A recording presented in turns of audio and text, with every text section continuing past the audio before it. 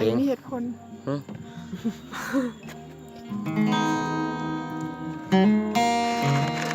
วะไอ้นี่มาใส่สวัสดิ์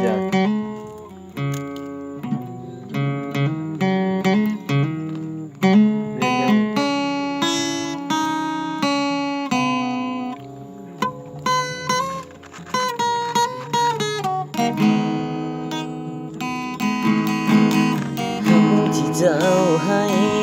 มามันมีค่าสำหรับตัว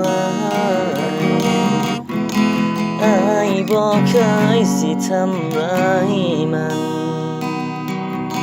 อายนี่แค่เพียงเจียมตัวก่อนเธอรู้สิมาหาผัวพันโดนยามาทิ้งความฝันที่อายได้นะบ่เคยใจกับใครถึงหัวใจแค่มีแต่เจ้าผู้แสบผู้สาวบ่เคยสิหัวซาแต่ต้องยอมรับความเป็นจริงเพื่อผู้หญิงที่อายเห็นค่าให้คนใหม่ที่เขาเข้ามาดูแลให้ดี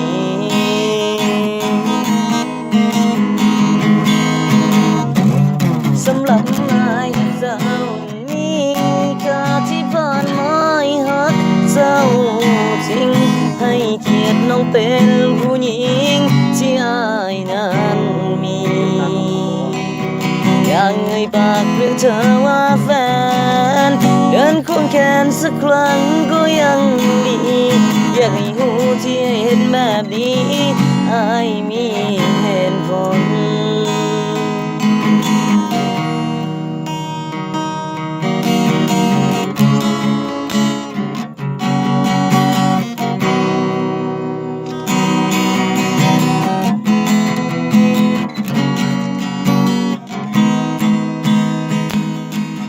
สำหรับนายเจ้ามีค่าที่ผ่านมาหักเจ้าจริงให้เกียรติน้องเป็นผู้หญิงที่อายนั้นมีอยากเอ่ยปากเรียกเธอว่าแฟนเดินควงแขนสักครั้งก็ยังดี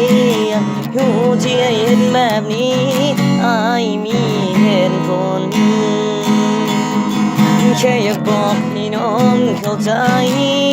อายบอกเคยคบใครหลายคนเกี่ยวหน้ามนเสื้อใจ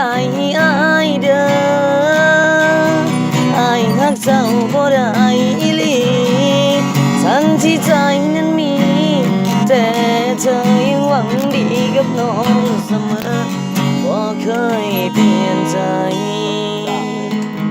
ยังหวังดีกับน้องเสมอ